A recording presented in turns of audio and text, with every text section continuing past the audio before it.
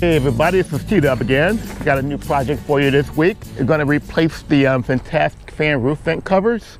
I got 2 of them, and I'm going to also install a MaxxAir roof vent cover for the bathroom.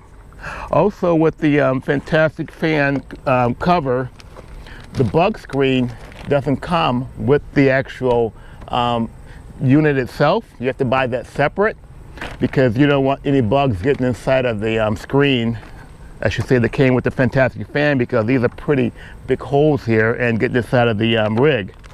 Also, you're going to need some tools. I got some wrenches here, but based on your own RV, you might have a different size than what I have.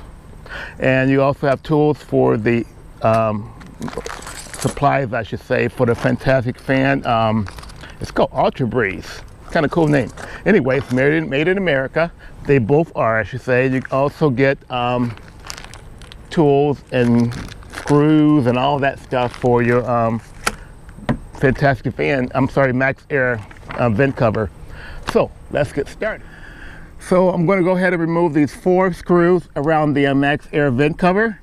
They'll come up pretty easily. I'm using a 7/16 inch wrench. I also have my adjustable wrench, and I also brought up a 9/16 inch wrench. So I'm going to go ahead and remove these 4 screws. As you can see here, I cleaned around the perimeter of the fan vent there, and we'll get started putting on the little dirt that was in grime in there. I kind of brushed that out a little bit like this here, but that's okay, because once you start driving Tim Rover, this is going to blow right off the roof. So I was fortunate enough to, with this MaxxAir, dust this up a little bit.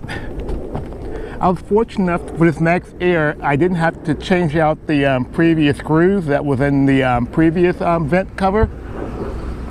So basically all I got to do now, get that little grime off of there a little bit. So basically what I got to do now is put the vent cover back on, and I made a few modifications where I had to put a screw hole, you can see here, right here, because the previous MaxxAir vent cover came with 3 holes instead of 2. I hope you guys can see that. It's like right here in the corner. So I just drilled that out, and so that made it perfect fit for it. I'm going to use the same screws, but I'm going to also use some of the screws supplies that came with the old vent. It's up to your discretion to use the new ones, or you can use what you already have if they fit perfectly.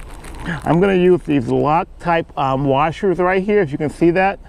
I'm going to use those instead, because that makes it a little bit more sturdier, but you still want this to rock and roll just a little bit. It's going to take your lock washers and put them around the screw, and we'll just get hand started.